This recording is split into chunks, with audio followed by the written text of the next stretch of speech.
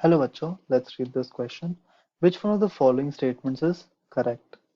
The chlorides of group 2 metals, first option is, are all hygroscopic in nature. Option 2, increase in lattice energy from BaCl2 to BaCl2. Option 3 is decrease in melting point from BaCl2 to BaCl2. Option 4 is, are all insoluble except BaCl2. आइए इसे solve करते हैं.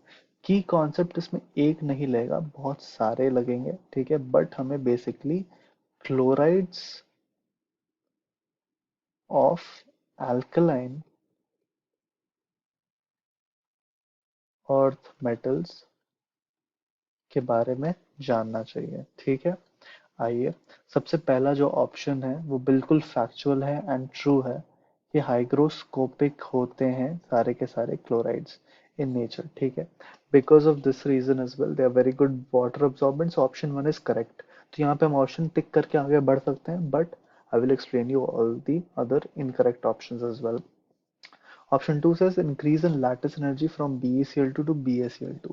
So lattice energy के बारे में अगर हम बात करें, so it is inversely proportional to distance between radius of cation and radius of anion, ठीक है. So as we go down the group, radius of cation जो होता है वो increase करता है, ठीक है. As we go down the group, DTG in short form, radius of cation increases. So radius of cation अगर increase करेगा, lattice energy decrease करेगा. So clearly lattice energy down the group decrease करता है. So option 2 is incorrect. Option 3 की अगर हम बात करें, it says decrease in melting point from BaCl2 to BaCl2. So melting point में हम जानते हैं एक बहुत इंपॉर्टेंट कैरेक्टरिस्टिक कि आयनिक का मेल्टिंग पॉइंट जो होता है आयनिक कंपाउंड्स का, वो बहुत हाई होता है. So melting point is high. And जहां तक कोवैलेंट की बात करें, सो कोवैलेंट कंपाउंड्स के मेल्टिंग पॉइंट जो होते हैं वो लो होते हैं.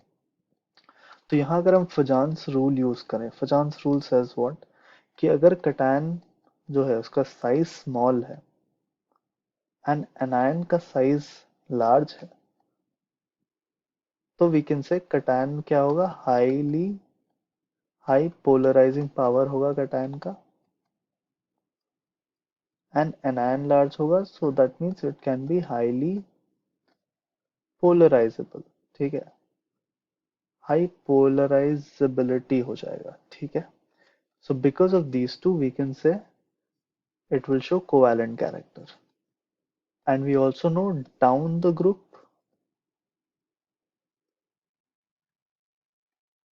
cationic size increases, right?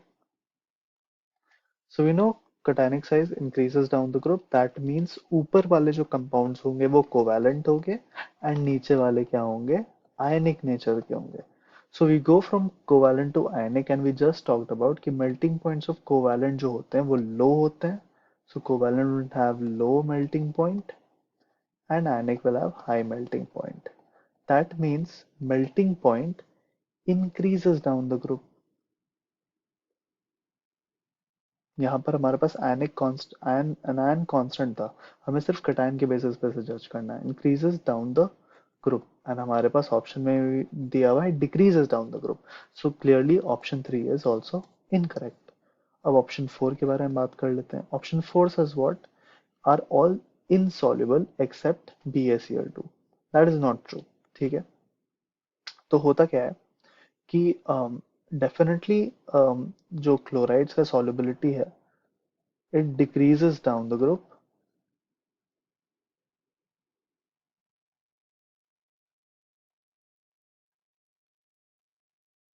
but it is not true कि BaCl2 insoluble है, ठीक है. So this is also incorrect. Okay, so option 1 will be the only correct option here बच्चों. I hope आप सभी को समझ में आया हो. Thank you very much. All the best.